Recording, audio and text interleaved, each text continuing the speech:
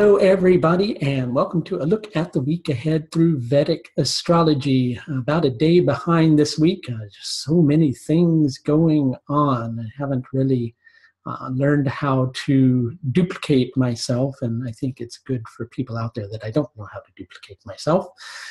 That being said, we're back on track with it, but just kind of starting a day late. So we're going to go from the 24th to the 30th this week and talk about what's going on astrologically. We've got the movement of a couple of planets into different nakshatras. We're going to find Venus and the Sun both shifting into Rohini Nakshatra. As a matter of fact, the Sun starts off the week in Rohini Nakshatra. Mars, as it retrogrades, is going to cycle backwards through Anuradha Nakshatra and back into Vishakha Nakshatra. So the thing that I want to talk to you about this week, amongst all those other factors, because those other factors are what's creating the very thing that I'm going to talk to you about next, which is our sense of honor and our sense of dignity, and how out of honor and a sense of wanting to maintain our dignity, sometimes we do some really stupid things. I know I do, at least. I think, it's a pretty common human trait. Touching on that, because this week we've got the Sun and Venus in very close proximity to each other. When a planet is combust, its ordinary, everyday energies get disrupted. And that's one way of looking at it. But there's also a particular factor with the planets when they are conjuncting the Sun, that they get into a state that's called agitated, right? And because of that agitation, something of that planet, gets, aside from being disrupted, it's almost like there's fear or trepidation, that's the word I want to use, attached to that particular planet. It's like it's being sacrificed for the Sun, okay? So putting that all together, there's something in the way of worldly wisdom and worldly practicality that is getting sacrificed for the sake of dignity or for the sake of honor. Some of you may be having relationship things like that too. Venus can definitely, connect to relationships for individuals. So there may be something in relationships where the relationship is getting sacrificed for the sake of an individual's honor. But something that's going to be pretty accurate across the board is making wise choices, because Venus, one level of Venus, relates to our capacity to make wise, practical decisions, to do things wisely. Now, Venus starts off the week in Kritika Nakshatra, and in a position of Kritika Nakshatra that's going to make Venus take in certain levels of information and see what it can do with that energy. And it's also going to make Venus, somewhat analytical. And Venus is actually more of a feeling-oriented planet because it's a female planet. And when female planets get analytical, then it doesn't really bode well in many cases for that particular planet.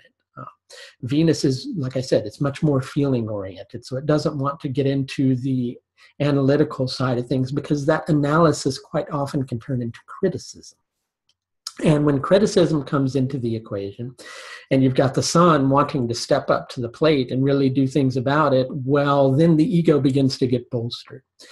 And what may have otherwise been something that was wise, all of a sudden becomes something that's really kind of silly and stupid. Okay, the Sun is going to be in Rohini Nakshatra. Later in the week, Venus is also in Rohini Nakshatra. Rohini gives the power to grow. It gives the power to evolve. It gives the power for us to foster our decision-making process, to foster the path that we're wanting to move along, to foster whatever planet is placed in Rohini Nakshatra. So the Sun in Rohini, it's going to give the capacity to foster one's sense of honor, to foster one's sense of dignity, to foster one's dharma. And dharma is a key factor this week. What's behind that sense of honor is a desire to really just do the right thing, right? But sometimes we can get too filled with that desire. And when we become so attached to that particular desire, then we can do the very opposite of the very thing that we are ultimately trying to do, right? Over the course of the week, it's going to get a little bit better in that regard. The moon starts off this week, just kind of talking about the moon cycle in Mula Nakshatra. Let's kind of touch on that for a bit, because with Mula energy, quite often we can become very driven. Very ego attached. Mula is attached to Nariti, the goddess of dissolution, the one who dissolves things. So Mula processes quite often make us act with very great levels of ego attachment, but it's got a lot of sattvic energy attached to that nakshatra too. So what eventually happens is through reaching a point where everything collapses, we have a broadening of awareness and we're able to see things from a clearer level. Hopefully, when we see things from a clearer level, we act on that information that we're able to take in. And we don't still move with a heightened level of pride or of ego. At the end of the week, the moon will be in Uttara Bhadrapada Nakshatra. So what starts off at the beginning of the week with a lot of great ego attachment, so to speak, towards the end of the week, there's a shift in understanding because Uttara Bhadrapada is very good at doing that, sometimes in very harsh manners, but what's the phrase, forewarned is forearmed, right? So if you're willing to learn, if you're willing to pay attention, if you're willing to kind of let down the guard of the ego that the ego is wanting to attach to, all in all, you can overcome some of the, I'm just going to say, overcome some of the stupidity that's there. And yes, you do hear a steam train in the background. There's a steam railway nearby. Mars, let's talk about Mars for a bit. Mars has been in Anuradha Nakshatra, and Mars has been in the section of Anuradha Nakshatra that makes it feel confident that it has a clear perspective on things. But over the course of the week, Mars is going to retrograde back into Vishakha Nakshatra. And Vishakha Nakshatra is not being very well supported by Jupiter, its ruler.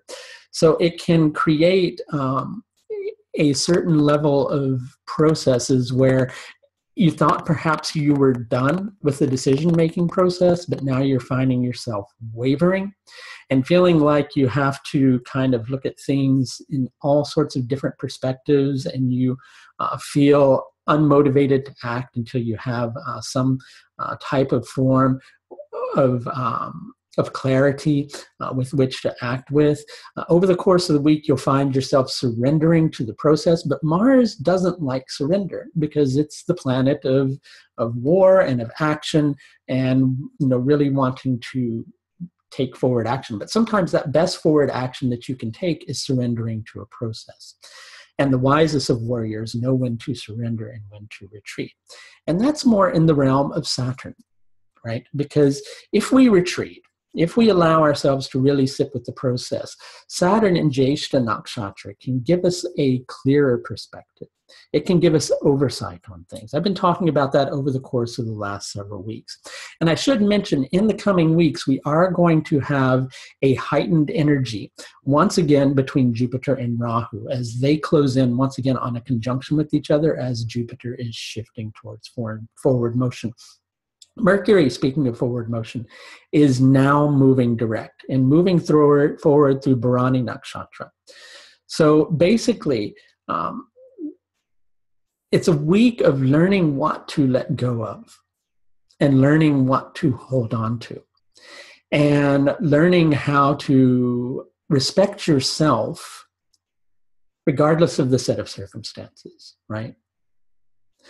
We should never be afraid to make mistakes, because really, do we ever really make mistakes, right? Is there any separation between ourselves and God, the universe, however you relate to that universe, whatever it is you choose to call it, right?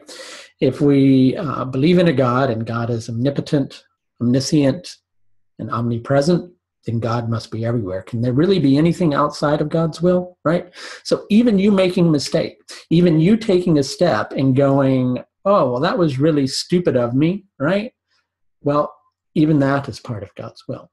So there's no mistakes, there's just learning, right? So if there are no mistakes, and there is nothing that you're necessarily doing that's, wrong other than learning, why should you feel so down on yourself?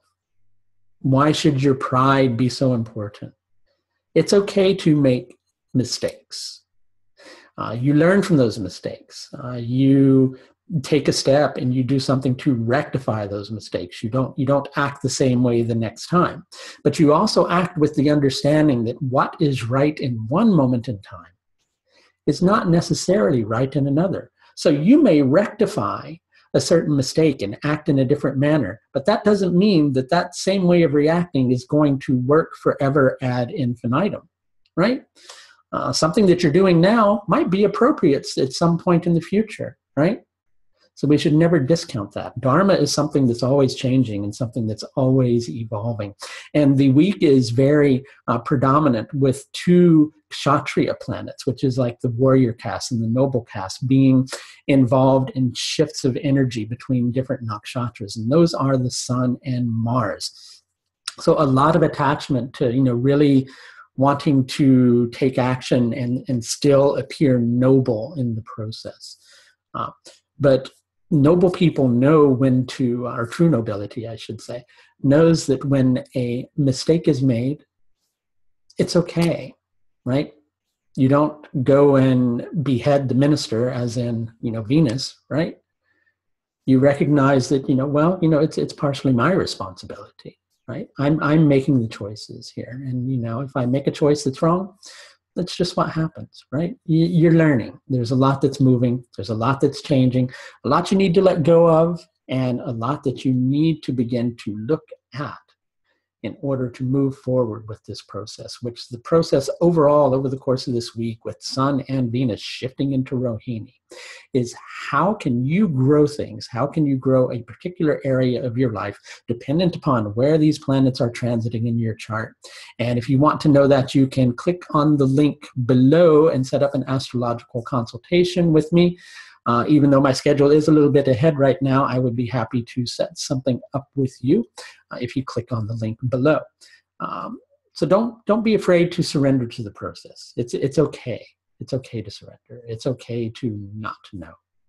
And through not knowing comes knowledge. Through not knowing comes wisdom, if we listen. So don't feel like you know everything. Listen.